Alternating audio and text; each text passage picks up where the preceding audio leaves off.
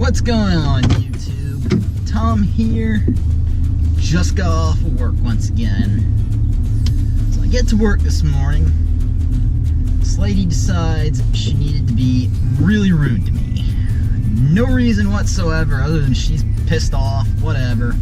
She's telling me I object, yada yada yada. I'm thinking, this lady, this isn't a court of law. You can object all you want to the way we do things here, but you lose and overruled, or however this works.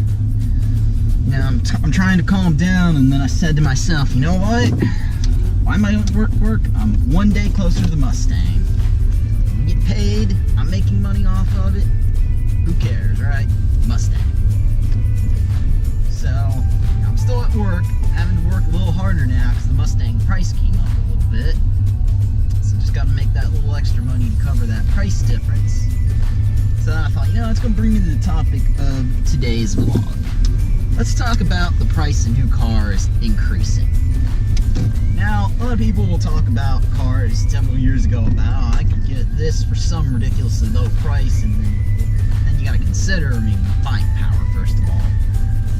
You know, say a car cost $20,000 20 years ago, that was a good bit of money, because 20 years ago, $20,000 was worth less than it is now. You got factors of inflation, but then you got to start talking about things like minimum wage. And I mean, buying power is a lot different than over time just because of a variety of factors. But let's face it, even if you start talking about buying power, even inflation, if you start converting, you know, let's take a base model car 20 years ago to a base model car now, price is going up. There's no way to sugarcoat it. And part of the reason is cars nowadays have a lot of safety tech that they just simply didn't have, and they've got to spend money putting it in, so you've got to then spend money on the car to cover that. But that's not the only reason. Because cars these days are getting more complicated when it comes to features. They're just getting a lot more. You know, cars nowadays, standard features are just getting ever numerous. Now, I did a review on my dad's Tacoma back in, I think it was April. I'm going to put a link to it above here for y'all to go check out if you haven't seen that one already.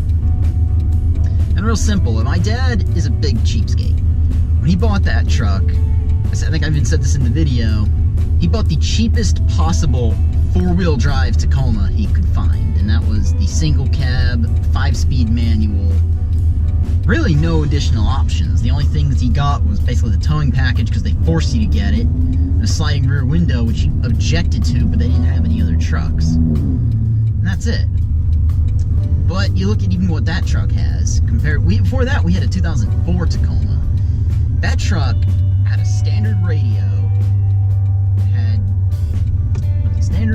It had the automatic transmission. That's about it. I think air conditioning was still an option back then. No sliding rear window. Things were simple. You could even get a better radio in 2004, and that was interesting because that didn't have a CD player. That's a nice Mustang GT right there. Black on black. God, that actually looks really good. Probably one of my customers driving that car, honestly. But anyway, back to what I was saying. That truck just had none of the features. Standard radio. Even then, you could get a CD player in 2004. Our truck didn't. Bench seat, which had these one-piece headrests. A lot of stuff that was just not included. Nowadays, you look at the Tacoma now, they all come with the same radio, the touchscreen one, which is a really great radio design, by the way. There's a nice STI next to it. It's a good day for car spotting in the wild, I guess. Got an STI. Either way, so you get a Tacoma, you get a lot better features now. The newest Tacoma. My truck's got the touchscreen, and it was at the time it was an option. My dad's truck had it standard. So, but then you look at the newest Tacoma, that truck had crank windows. The new ones have power windows standard. Things like that. So another car in particular that's always kind of had criticism for being too expensive because of its features, if you look at the Camaro, that's one of my favorite examples. Camaro, base price right now is $38,000. And trust me, I've done some searches on different dealer websites. You can't find them for that. They simply are that rare.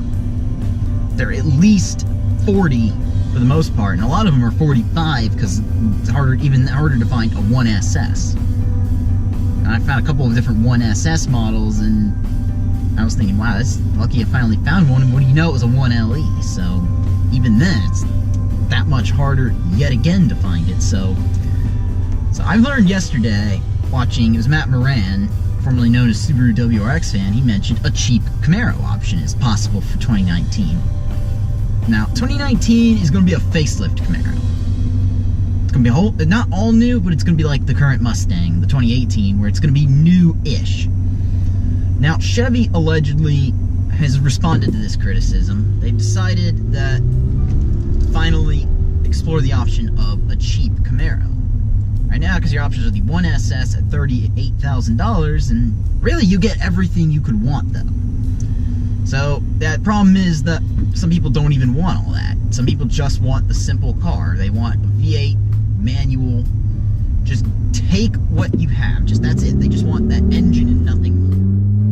So the problem is that just doesn't exist because you're forced into getting all these options. But when you go buy the 4-cylinder or the V6 Camaro, you can go without all that. You can get just a simple, optionless car.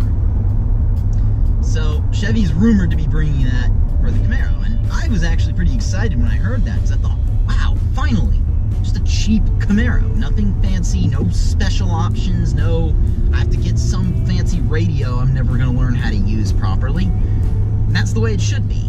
I wish Ford would actually keep that concept for the Mustang. Don't make me have to get different option packages just to get it.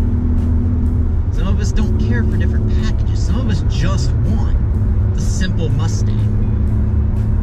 That's mostly what I'm going to get, other than the performance package, the active exhaust. And because I have to get the active exhaust, I've got to get the 301A package. But really, that drove the price up already. Without the Magna Ride, with every option I want, it's still almost 43 grand. Now, I plan to negotiate that, because Mustang is the option of being negotiated pretty heavily, since they're fairly common of a vehicle.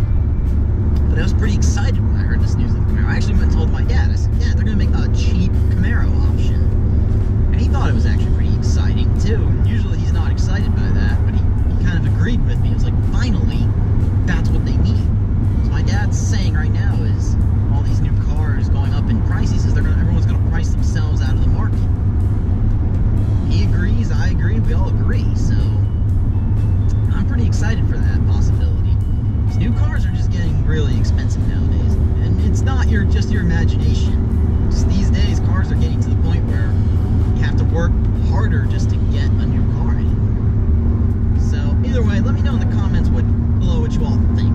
What do you think about new car prices? Do you really agree that they are just starting to price gouge new cars, or do you think some of this is justified with all these new features cars are coming out with? If you're stopping in for the first time, please subscribe. I would love to grow this channel. I hope this channel gets to 150 subscribers right now.